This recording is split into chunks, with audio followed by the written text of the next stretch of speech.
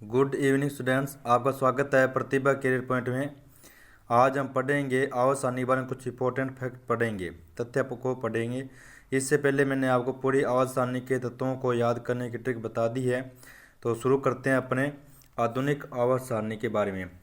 आधुनिक आवाज़ सारणी के अंदर जो ऊर्ध्वाधर स्तंभ होते हैं उन्हें हम क्या कहते हैं, वर्ग कहते हैं। और पूरी आवाज़ सारणी के अंदर टोटल 18 वर्ग हैं। और जो क्षैतिज पंक्तियाँ होती हैं जिन्हें हम क्या कहते हैं, आड़ी पंक्तियाँ कहते हैं, उन्हें हम आवर्त कहते हैं। और ये टोटल 7 हैं पूरी आवाज़ सारणी के अंदर। जैसे ये ऊर्ध्वाधर जो बना रखी है मैंने पंक्तियाँ, ये तो होते हैं वर्ग। और जो क्षैतिज पंक्तियाँ होती हैं उन्हें हम कहते हैं आवर्त। तो पूरी आवाज़ सारणी के अंदर 18 तो वर्ग है और 7 के आवर्त हैं। कुल तत्व 118 ही आ सकते हैं आवाज़ सारणी के अंदर। जो आधुनिक आवाज़ सारणी उसके अंदर टोटल कितने तत्व हैं, 118 हैं। आवाज़ सारणी के अंदर टोटल 4 ब्लॉक हैं, S P D F.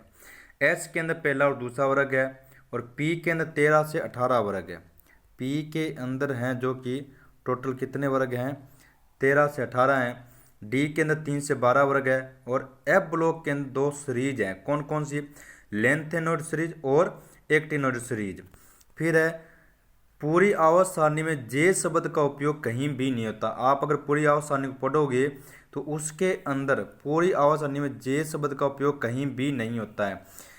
Q का पहले उपयोग होता था, 114 नंबर जो तत्व था पहले यू यू क्यू था, लेकिन अब उसकी जगह नया तत्व एफ एल फ्लेरिवियम आ गया है, तो इसलिए क्यू का यूज नहीं होता है।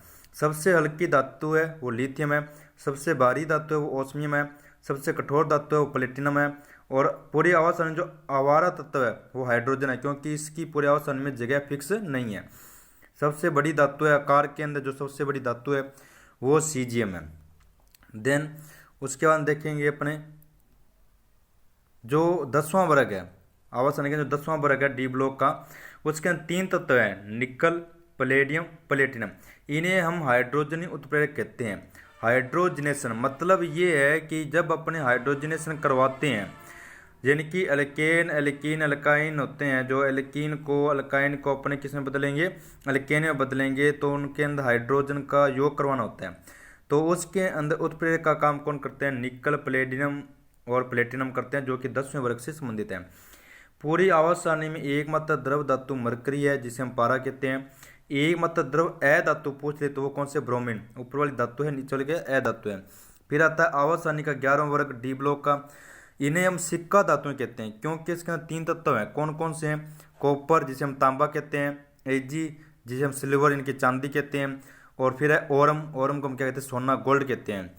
तो पुराने ज़माने के अंदर इन तीनों की से सिक्का धातुएं बनाई जाती थी, इनकी सिक्के बनाए जाते थे, इसलिए हम इसे क्या कहते हैं, सिक्का धातुएं कहते हैं।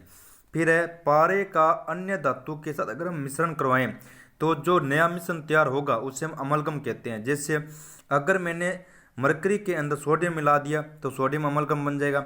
अगर मैंने मरकरी के अंदर जिंक मिला दिया तो क्या बन जाएगा, जिंक अमलगम बन जाएगा।